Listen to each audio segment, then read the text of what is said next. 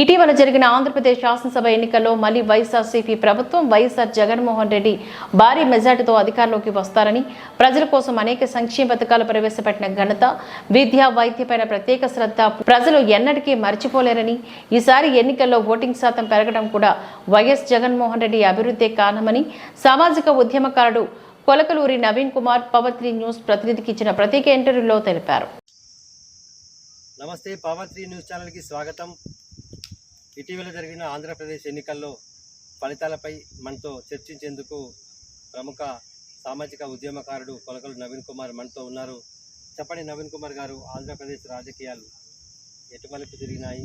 ప్రజలు ఎవరిని జీవిస్తారు, ఎవరిని ఇంటికి పంపిస్తారు? ముందుగా పవర్ 3 ప్రతినిధులకు ప్రత్యేకమైనటువంటి ధన్యవాదాలు, అభినందనలు తెలియజేస్తున్నాను. ఈరోజు మనం గమనించినట్లయితే ఓటింగ్ శాతం అన్నది చాలా భారీగా పెరిగినటువంటి విషయం. కానీ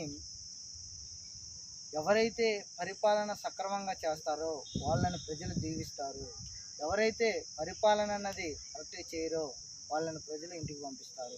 గత కాలంలో మనం చూసినట్లయితే తెలంగాణ రాష్ట్రంలో పనిచేసిన వాళ్ళని ఈరోజు ముఖ్యమంత్రి చేసిండ్రు, పని చేయని వాళ్ళని పక్కకి పంపించినటువంటి పరిస్థితి మనం చూసినాం.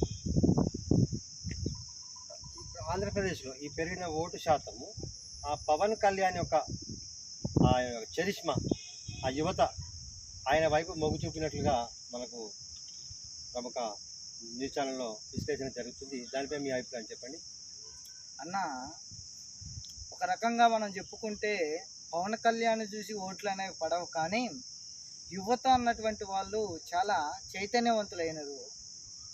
అదేవిధంగా వాళ్ళు చదువుకొని వాళ్ళు ఒకసారి మనం గుర్తు చేసుకుంటే అన్న, పవన్ కళ్యాణ్ చేసినటువంటిది, పవన్ కళ్యాణ్ అనేటువంటి వ్యక్తి ఒక ప్యాకేజ్ స్టార్ అన్న.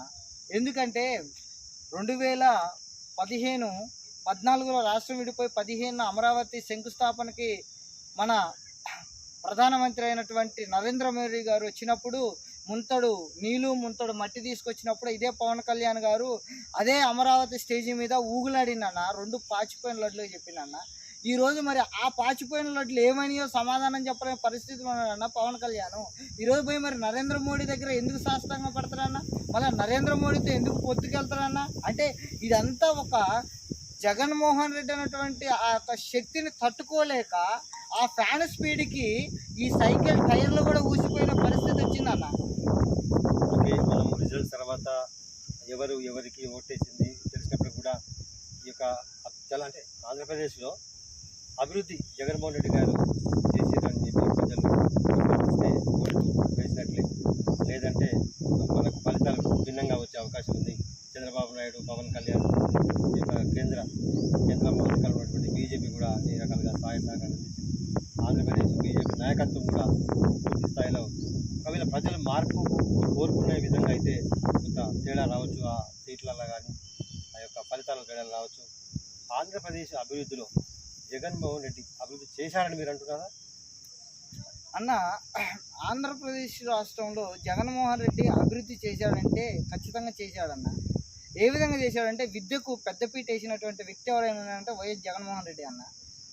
గత పాలకులు పరిపాలించినటువంటి టైంలో విద్యని ఏదో నామకే వాస్త అన్నట్టుగా చూశారు, కానీ జగన్మోహన్ రెడ్డి వచ్చినాక విద్యకు పెద్దపీట వేశారు. ఈరోజు చూడండి అన్న, పిల్లలు 5వ తరగతి పిల్లలు కూడా ఇంగ్లీష్లో మాట్లాడగలుగుతున్నారన్న, అనర్గళంగా మాట్లాడగలుగుతున్నారన్న.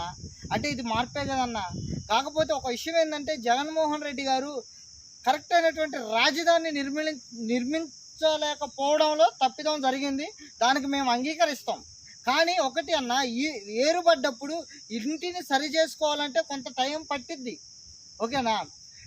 చంద్రబాబు నాయుడు గారు ఆయన ఇష్టం వచ్చినట్టుగా ఆయన అప్పులు ఉన్నటువంటి రాష్ట్రాన్ని ఇంకా అప్పులు చేసి దిగిపోయిండు. కానీ జగన్మోహన్ రెడ్డి వచ్చినాక దానిని సరి చేసుకుంటూ విద్యకు పెద్దపీట వేసినటువంటి వ్యక్తి ఎవరైనా ఉన్నారంటే అది జగన్మోహన్ రెడ్డి గారే. ఖచ్చితంగా యువత కూడా జగన్మోహన్ రెడ్డికి ఖచ్చితంగా ఓటు వేసినారు. ఖచ్చితంగా జగన్మోహన్ రెడ్డి 126 సీట్ల నుండి 134 సీట్లతో విజయటంగా మోగిస్తాడన్న, ఇందులో ఎటువంటి సందేహం లేదు. రైట్ నవీన్ గారు, మన సామాజిక ఉద్యమకారుడు నవీన్ కుమార్ గారి యొక్క అభిప్రాయం వారు తెలియజేశారు. ఏది ఏమైనా ఫలితాలు రాబోతున్నాయి. ఈ ఆంధ్రప్రదేశ్ రాజకీయాల్లో పెను మార్పులు కూడా జరగబోతున్నాయి. అభివృద్ధిని ఈ ప్రభుత్వ పథకాలను కనుక ప్రజలు ఆశీర్వదించి ఓట్లేసినట్లయితే మళ్ళీ జగన్మోహన్ రెడ్డి గారు